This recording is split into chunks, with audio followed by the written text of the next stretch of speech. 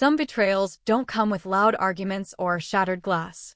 Sometimes, they arrive quietly, hidden in a moment everyone else dismisses as harmless fun. That night, a single careless joke told at a dinner party didn't just sting, it unraveled my life. Laughter echoed around me, yet the sound felt hollow, because I saw something in my husband's eyes that froze me to my core. He didn't speak, he didn't fight, he didn't even say goodbye. He just left, without a word. And what followed was a story I never thought would be mine to tell.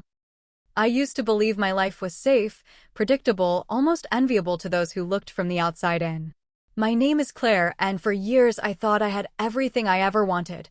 A steady marriage, a comfortable home, a circle of friends who hosted dinners where wine flowed as easily as laughter. It wasn't a perfect life, but it was one I cherished deeply, until one evening turned it into something unrecognizable. It all began with an invitation. Our friends David and Melissa were hosting one of their elaborate dinner parties, the kind where the dining table stretched beneath the glow of crystal chandeliers, and every course was paired with wines Melissa had spent weeks selecting. These gatherings were more than just meals, they were performances, each carefully orchestrated to remind us all of the successes we were supposed to celebrate, the lives we had built. My husband, Ethan, wasn't the most social man. He was thoughtful, quiet, someone who preferred listening to speaking. But he attended these dinners for me, because he knew I loved them, the sense of belonging, the joy of conversation, the reassurance that we were part of something bigger than ourselves. That night, I dressed in a soft navy dress Ethan once said brought out my eyes. I remember the way he glanced at me before we left, not with the warmth I'd grown used to over the years, but with something harder to define. I brushed it off, assuming it was just the stress of his long week at work. The party unfolded like they always did. Glasses clinked, conversations wove around us, and stories spilled across the table like wine. Laughter filled the air, so contagious that it was impossible not to smile, even if the jokes weren't always funny. For a while, I let myself relax, watching as Ethan sat across from me, nodding politely whenever someone spoke to him. He wasn't glowing, but he was present, and that was enough for me. It happened between courses, when the conversation turned to the kind of casual teasing that friends often indulge in, good-natured jabs, light-hearted stories of one another's quirks. I should have known better than to trust that kind of humor, because beneath every joke lies a shard of truth. And when the joke landed on me, it didn't just bruise, it cut deep. Melissa raised her glass and said, with a playful grin, "Well, if anyone deserves the award for being the queen of control, it's definitely Claire." Poor Ethan probably hasn't made a decision in years. The table erupted in laughter. Forks clattered, glasses shook, and eyes turned toward me, waiting for my reaction. I laughed too, though it felt like the sound belonged to someone else. It was supposed to be harmless, just another dinner party jab. But as I glanced across the table, I saw Ethan's expression, or rather, the absence of one. His lips didn't twitch. His eyes didn't soften. He looked down at his plate, shoulders tight, as if the joke wasn't a playful exaggeration, but a brutal truth he had been living in silence. That was the moment something shifted. It wasn't about the joke itself, not really. It was about what it revealed, what it unmasked in front of everyone. In those few seconds, I realized the laughter wasn't just echoing around me, it was echoing inside Ethan too, feeding a wound I didn't know he carried. The rest of the evening passed in a blur. I tried to steady myself, to join in conversations, to pretend everything was fine. But the more I tried, the more I felt the divide between us growing wider. Ethan spoke even less than usual, his silence louder than all the chatter around him. When dessert was served, I reached for his hand beneath the table. His fingers didn't tighten around mine. They didn't move at all. By the time we said our goodbyes and walked to the car, I was desperate to fix it, to say something that might pull us back to normal. But Ethan didn't give me the chance. He drove in silence, eyes fixed on the road, and when we arrived home, he didn't speak a word. He simply walked upstairs, packed a bag, and left. No explanations. No confrontation. No fight. Just absence. And that was how my marriage ended, not with rage, not with betrayal in the way most people imagine, but with silence, indifference, and the quiet devastation of a single moment that exposed everything we had buried beneath routine and politeness. For days, I told myself he would come back, that the bag was just a cooling-off period, a way for him to breathe and collect himself. I sat by the window at night, watching for headlights that never appeared. I checked my phone constantly, waiting for a message that never arrived. Each passing day stretched longer than the last, filled with questions I couldn't answer. Had I really controlled him? Had I smothered the man I loved without realizing it? Was the joke just a mirror, held up to reveal the truth of who I had become? The silence between us became its own form of betrayal. I had always believed betrayal required inaction, infidelity, lies, broken promises. But I learned that sometimes betrayal is passive. Sometimes it's the decision to no longer fight for something, to walk away without explanation, leaving the other person drowning in questions. I replayed every moment of that dinner party in my mind, dissecting every laugh, every glance, every silence. I remembered Melissa's voice, the way she framed the joke, and I wondered if she knew the power of her words. Or if she was as surprised as I was by Ethan's reaction. Friends reached out in the days that followed, offering comfort, but also curiosity. What happened? He just left. Their disbelief mirrored mine, and yet none of them could give me the answers I craved. I found myself staring at our wedding photo one night, tracing the outlines of our younger faces. Ethan's smile in that picture was genuine, open, full of promise. And I wondered, when had that smile faded? Had I been so focused on keeping everything in order that I missed the slow erosion of his happiness? The joke had been a spark, but sparks don't ignite without fuel. Somewhere along the way, our marriage had collected enough quiet discontent to burn. And all it took was one public moment to light the fire. I thought about calling him, driving to wherever he was, demanding answers. But a part of me knew he wouldn't give them. His silence wasn't temporary. It was final. And so I sat, night after night, in the empty house that used to be ours, listening to the echoes of laughter that had once been comforting, but now sounded like cruel reminders of what I had lost. The first week after Ethan left felt like a bad dream I couldn't wake from. I moved through the house like a ghost, surrounded by objects that belonged to him, his mug on the kitchen counter, his favorite jacket still hanging by the door. Everything was in its place except for him, and that absence screamed louder than any argument ever could. At first, I convinced myself it was temporary. I told myself that marriages go through storms, and this was ours. I searched for signs, for proof that he still cared. I checked our shared bank account to see if he used it. I called his phone until my voice broke from leaving messages that went unanswered. I reached out to his closest friend, who said gently, "Claire, he doesn't want to talk right now." That was all I got, 5 words that told me everything and nothing at once. The silence gnawed at me. I had always been the one to keep things organized, to manage the details of our life. But this I couldn't control. Each day stretched into a torment of waiting, of replaying memories in my head like an old film reel. The dinner party replayed the loudest. I remembered the way Melissa laughed when she said those words, how the others followed suit, their laughter bouncing off the polished walls of that dining room. But Ethan's silence in that moment wasn't just silence, it was a confession. He hadn't needed to say anything because his expression had spoken for him. He was tired. He was done. And yet, I couldn't accept that a single careless joke could carry that much weight. It had to be more. So I started combing through our marriage, searching for the cracks I had ignored. I remembered the times I had chosen the restaurant without asking what he wanted. The vacations I planned without giving him a say. The bills, the investments, the decisions about our home, all things I had managed, often brushing off his rare attempts to weigh in because I thought I knew better. Was that what Melissa had seen? Was that what everyone at that dinner table believed, that I had molded Ethan into someone invisible, his choices erased beneath my certainty? The realization cut me deeper than the joke itself. As days bled into weeks, friends began to distance themselves. At first, they called often, checking in, asking if I'd heard from Ethan. But soon, their voices grew quieter. Invitations stopped coming.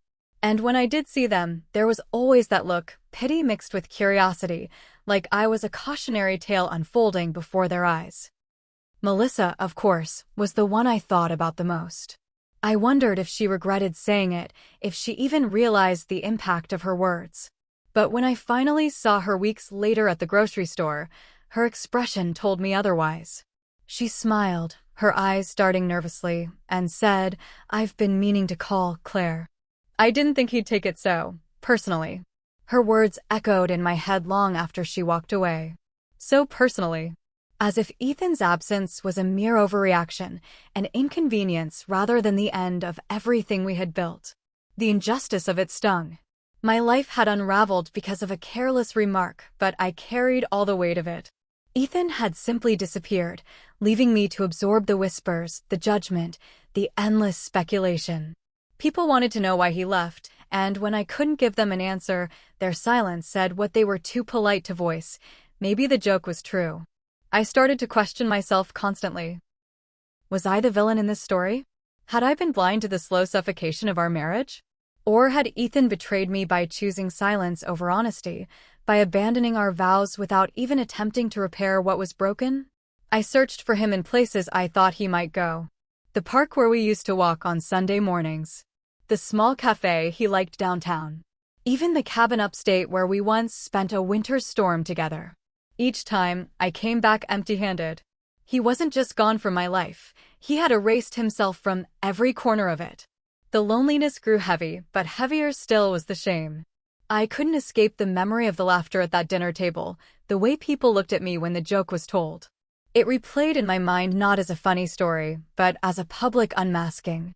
It was as though everyone had been in on a secret I had been too blind to see. Nights were the hardest. I would lie in bed, staring at the ceiling, listening to the silence of the house. Every creak, every shadow reminded me of him. Sometimes I would reach for the empty side of the bed, half expecting to find him there. But there was only cold space. It was during one of those sleepless nights that a thought struck me with brutal clarity. Betrayal doesn't always come in the form of lies or infidelity. Sometimes betrayal is leaving without a word. Sometimes it's the refusal to fight for what once mattered. Ethan hadn't cheated on me in the traditional sense, but he had abandoned me, and in that abandonment, he had betrayed everything we had promised each other. The realization should have given me anger, but instead it hollowed me out further. I wanted to scream, to demand answers, to force him to see the wreckage he had left behind. But all I had was silence. Weeks turned into months, and the whispers didn't stop. At gatherings, I noticed how people avoided mentioning Ethan's name, as though it were taboo. When they looked at me, I could feel their judgment like a weight pressing on my chest. To them, I wasn't Claire anymore. I was the woman whose husband had walked out after a dinner party. It was then that I began to understand the deeper cruelty of it all. Ethan hadn't just left me, he had left me to carry the story alone. By saying nothing, he had allowed others to fill in the blanks, to decide for themselves what had happened. And no matter how much I tried to explain, no one would ever understand the full truth. I started keeping a journal, scribbling down every memory, every thought, every detail I could recall. I wrote about the way his eyes looked that night, the silence in the car, the sound of the zipper on his bag as he packed. I wrote about the laughter, the sting of Melissa's words, the way the room seemed to tilt when I saw Ethan's face. Writing was the only way I could reclaim some sense of control, the only way to stop myself from unraveling completely. But the more I wrote, the more I realized something terrifying. Our marriage had been unraveling long before that night. The dinner party wasn't the cause, it was the catalyst. Ethan had been pulling away for years, in small ways I had ignored. The late nights at work, the quiet dinners where conversation never seemed to flow, the way his smile rarely reached his eyes anymore. I had told myself those things were normal, that every marriage had its ebbs and flows. But deep down I knew. I had known for a long time. The dinner party had simply stripped away the illusion. And that was the true betrayal. Not just his leaving, but the slow erosion of love that neither of us acknowledged until it was too late. I began to wonder if betrayal always feels like this, not a single wound, but a series of tiny cuts that only reveal their depth when the final blow comes. By the time 3 months had passed, I was no longer waiting for Ethan to return. Hope had withered into resignation. The house no longer felt like home, but rather a museum of what used to be. I avoided the bedroom we had shared, sleeping on the couch instead. I stopped attending dinners, stopped answering calls, stopped trying to explain myself. But the silence didn't fade. If anything, it grew louder. It followed me everywhere, in every glance, every whisper, every pitying smile. And then came the letter. It arrived in a plain envelope, no return address. My hands trembled as I opened it, half believing it was finally the answers I had been waiting for. But what I read only deepened the wound. The letter was brief, almost insultingly so. Just a few lines scrawled in Ethan's familiar handwriting, the kind I had once loved to watch when he wrote me notes in our early years together. Claire, I need to live a life where I'm not invisible. I don't hate you, but I can't go back. I'm sorry it ended this way. Please don't try to find me. That was it. No explanations, no attempts at closure. Just a declaration of absence, final and immovable. I stared at the paper until my eyes blurred. Invisible. That was the word that echoed in my head like a curse. Invisible. As though I had erased him without even realizing it, until he no longer recognized himself. For days after, I carried the letter everywhere. I slipped it into my purse, folded it into the pocket of my coat, tucked it beneath my pillow at night. I hated it, but I couldn't let it go. It was the only piece of him left, the only evidence that he had once been here. The injustice of it burned inside me. He had walked away, leaving me with questions, shame, and the ruins of our life together, while he got to redefine himself somewhere else. He had betrayed not just our marriage, but the story of us, rewriting it so that he was the victim, the man suffocated by an overbearing wife. But I couldn't deny the gnawing truth either. Hadn't I been controlling? Hadn't I taken charge of everything because I thought it was easier, faster, safer if I did? I had thought I was being responsible, keeping our lives in order, making sure we were always moving forward. But maybe, in my quest for control, I had silenced his voice without realizing it. That realization didn't absolve him. It didn't make his betrayal easier to bear. But it twisted the knife deeper, because it meant that I was not only the betrayed but also, in some way, the betrayer. The days blurred into each other. I stopped writing in my journal, stopped looking for answers. Instead, I drifted through life like a shadow, going to work, coming home, sleeping on the couch. The house grew dusty. Plants withered. Mail piled up unopened. And then came the party. Melissa, in her endless attempts to patch the social circle back together, decided to host another dinner. She sent me an invitation, written as if nothing had happened, as if Ethan hadn't vanished into the void. I nearly tore it up. But something inside me, anger, desperation, maybe both, made me go. The night I walked into her house, it was as if nothing had changed. The table was set with fine china, candles flickering, wine glasses waiting to be filled. The same laughter, the same familiar faces, the same easy conversations. But everything had changed for me. I sat in the same seat I had that night, staring at the same walls, hearing the same voices. And all I could think about was how Ethan had sat across from me, silent and unseen. When Melissa raised her glass and made another one of her playful toasts, I felt my chest tighten. Her words this time were harmless, directed at someone else, but all I could hear was the echo of that joke that had ripped my life apart. Laughter erupted again, but this time I didn't laugh. I stood up, my chair scraping against the floor, and every eye turned toward me. I could feel my hands shaking as I said, "Do you know what it's like to lose everything because of one joke?" The room fell silent.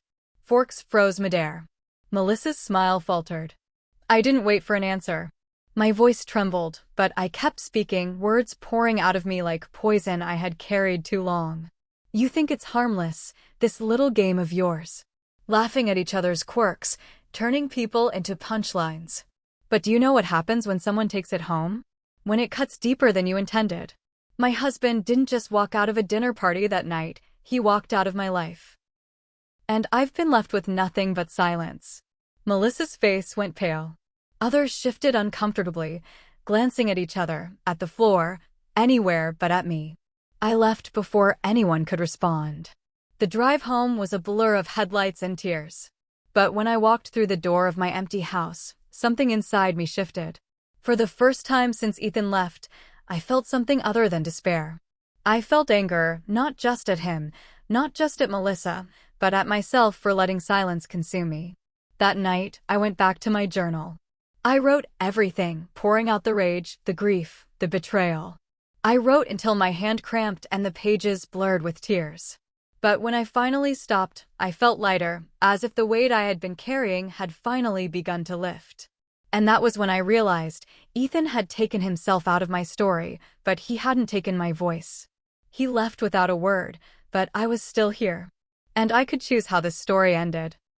The weeks that followed were not easy, but they were different. I stopped waiting for Ethan to come back. I stopped rehearsing the what-ifs and the why-nots. Instead, I started rebuilding, piece by piece. I joined a writing group, bringing pages from my journal to share. For the first time, I spoke the truth out loud, not just the facts of Ethan's leaving, but the raw, ugly emotions beneath it. Shame, guilt, rage, sorrow. People listened. They nodded. Some cried. And in that room, I discovered that betrayal doesn't have to silence you. It can sharpen you, make your voice louder, clearer. I sold the house we once shared, unwilling to live in a museum of memories. I moved into a smaller apartment, one that was mine alone. For the first time in years, I decorated according to my taste, not what I thought Ethan would approve of. I chose bright colors, mismatched furniture, plants that climbed across the windowsills. It felt chaotic, imperfect, and free. Every now and then, I still think about Ethan. I wonder where he is, if he found the life he wanted, if he ever regrets walking away without a word. But those thoughts no longer consume me. They drift in and out, like passing clouds, no longer storms. Melissa and I never spoke again. Our circle of friends drifted apart after that night, as if the laughter that once held us together could no longer mask the fractures beneath it. And maybe that was for the best. The dinner party had stripped everything away, my marriage, my friendships, the illusion of control I thought I held. But in its place, it gave me something I hadn't expected, truth. Brutal, devastating truth. I learned that betrayal doesn't always come with fireworks. Sometimes it comes quietly, in a joke, a silence, a decision to walk away. But I also learned that survival is not about getting answers from those who left. It's about finding strength in the absence, about reclaiming the voice you thought you lost. And so, when I think back to that night, I don't hear the laughter anymore. I hear my own voice, trembling but unbroken, telling the truth in a room full of silence. Because sometimes, the most powerful stories come not from those who leave without a word, but from those who stay and choose to speak. One joke at a dinner party ruined my marriage. But it also forced me to confront truths I had long ignored. So I ask you, how many relationships are undone not by betrayal in its loudest forms, but by the silences we refuse to break? Sometimes, the cruelest betrayal is not what is said, but what is left unsaid.